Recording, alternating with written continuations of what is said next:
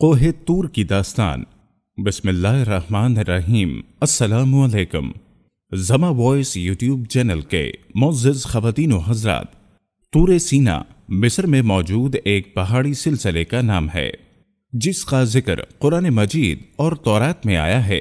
तूर सीना में मुख्तलिफ वाक़यात रूनुमा हुए हैं जिनमें हज़रत मूसा का अल्लाह ताला से हम कलाम होना, 40 दिन का मीकात, बनी इसराइल के 70 लोगों के साथ मीकात पर जाना और हज़रत मूसा की वफ़ात शामिल है। पैगम्बर अकरम सल्लल्लाहु अलैहि वसल्लम ने तूर सीना के तकद्दुस की इल्लत के मवारिद में से एक हज़रत मूसा का वहाँ पर अल्लाह से हम कलाम होने को करार दिया है। तूर सीना सहराए सीना के जनूब में वाक़े है, जबकि सहराए सीना मिस्र के शुमाल मशरिक में फ़लस्तीन, उर्दन और सऊदी अरब के बॉर्डर पर वाक़े है। इस सिमत में बहुत सारे पहाड़ हैं जिनमें से एक तूर सीना है। तूर सीना वो मुकाम है जहां हज़रत मूसा अल्लाह ताला से हम कलाम हुए। सूरह ताहा की 22वीं आयत के मुताबिक वहां पर अल्लाह ताला ने कलीमुल्लाह को जूते उतारने का हुक्म दिया क्योंकि तुम तुआ की मुकद्दस वादी में हो। बाज़ ने इस आयत से तूर सीना के तकद्दुस को साबित किया। इसी तरह सूरह तूर में अल्लाह ताला ने इस पहाड़ की कसम खाई है। इस पहाड़ पर बहुत से वाक़यात पेश आए। जब हज़रत मूसा अलैहिस्सलाम का हज़रत शुएब से 10 साल का मुआहिदा मुकम्मल हुआ तो आपने अपनी वालिदा और बहन भाइयों से मिलने के लिए मिस्र जाने का कसद फरमाया और हज़रत शुएब से रुखसत चाही। हज़रत शुएब अलैहिस्सलाम ने अपनी साहबजादी के साथ कुछ माल मवेशी और ज़ादे राह देकर रुखसत किया। रास्ते में मुल्क शाम के बादशाहों से खतरा था, इसलिए आम रास्ता छोड़कर गैर मरूफ रास्ता इख्तियार किया। सर्दी का मौसम था और अहलिया के यहाँ विलादत करीब थी। फिर ये के रास्ते से भटक कर पहाड़ की मगरबी और दाहिनी सिमत जा निकले। अंधेरी रात थी और बर्फानी सर्दी। इस हाल में अहलिया को दर्द-ए-ज़ा शुरू हो गया। हजरत मूसा ने सर्दी से बचाव के लिए पत्थर से आग जलाना चाहिए, लेकिन पत्थरों के रगड़ने से आग रोशन न हो सकी।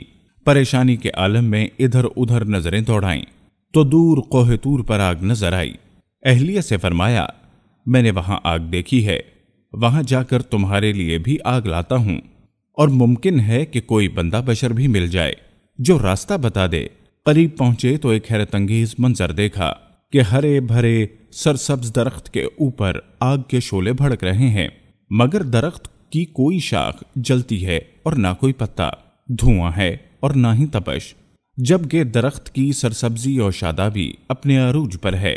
बाज रिवायात में है कि जब आग उनकी तरफ बढ़ी तो वो घबरा कर पीछे हटे और जैसे ही वापसी के लिए मुड़े आवाज आई, ऐ मूसा, यकीनन मैं ही तुम्हारा परवरदिगार हूं, तुम अपनी जूतियां उतार दो, तुम तुआ की मुकद्दस वादी में हो, मैंने तुमको मुंतखब कर लिया है, तो जो हुक्म दिया जाए उसे कान लगाकर सुनो। सूरह ताहा आयत नंबर 12-13। हज़रत मूसा अलैहिस्सलाम ने जब अल्लाह जुल जलाल की आवाज़ सुनी तो मबहूत खड़े रह गए। आपने फौरी तौर पर जूते उतार दिए। अल्लाह ताला ने आपको शरीयत की तालीम दी और फिर फरमाया, ऐ मूसा, तुम्हारे दाहिने हाथ में क्या है? उन्होंने कहा, यह मेरी लाठी है, इससे मैं टेक लगाता हूँ, बकरियों के लिए पत्ते झाड़ता हूँ, इसमें मेरे लिए और भी कई फायदे हैं। अल्लाह ताला ने फरमाया, मूसा, इसे अपने हाथ से नीचे फेंक दो। उन्होंने इसे फेंका तो वो सांप बनकर दौड़ने लगी।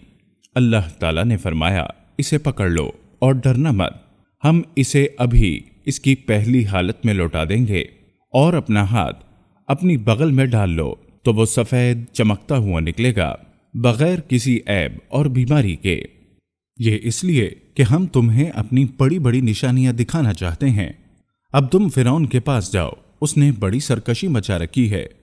मूसा अलैहिस्सलाम ने कहा, ऐ मेरे परवरदिगार, मेरा सीना खोल दे और मेरे काम को आसान कर दे और मेरी जुबान की गिरह खोल दे ताकि वो मेरी बात समझ सकें और मेरे घर वालों में से एक को मेरा वजीर यानी मददगार मुकर्रर फरमा दे, यानी मेरे भाई हारून अलैहिस्सलाम को।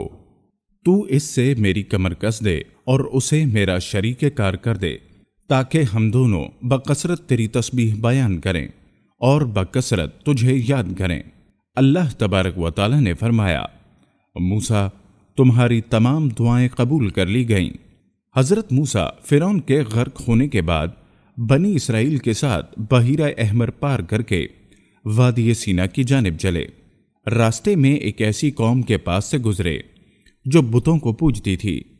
بنی اسرائیل نے جب یہ دیکھا تو کہنے لگے، اے موسیٰ، جیسے ان لوگوں کے معبود ہیں ہمارے لیے بھی ایسا ہی ایک معبود بنا دو۔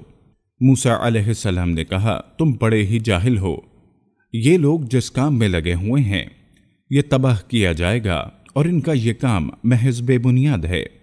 فرمایا، کیا اللہ تعالیٰ کے سوا تمہارے لیے کوئی اور معبود تلاش کروں، حالانکہ اس نے تم کو تمام جہان والوں پر فوقیت دی ہے۔ حضرت موسیٰ اپنی قوم کو لے کر آگے بڑھے۔ اللہ نے بنی اسرائیل کی ہدایت اور رہنمائی کے لیے حضرت موسیٰ علیہ السلام کو آسمانی کتاب دینے کا فیصلہ کیا۔ چنانچہ اللہ عز و جل نے آپ کو 30 راتوں کے لیے کوہ طور پر بلایا، جس میں مزید اضافہ 10 راتوں کا کر دیا۔ حضرت موسیٰ نے کوہ طور پر جانے سے قبل اپنے بھائی حضرت ہارون کو اپنا جانشین مقرر کیا۔ حضرت ہارون بھائی بھی تھے اور نبی بھی۔ حضرت موسیٰ وقت مقررہ پر کوہ طور پہنچے اور پروردگار سے ہم کلام ہوئے تو کہنے لگے، اے میرے پروردگار، مجھے اپنا جلوہ دکھا دیجئے، میں آپ کو ایک نظر دیکھ لوں۔ ارشاد ہوا، تم مجھ کو ہرگز نہیں دیکھ سکتے، لیکن تم اس پہاڑ کی طرف دیکھتے رہو، اگر وہ اپنی جگہ پر برقرار رہا تو تم بھی مجھے دیکھ سکو گے۔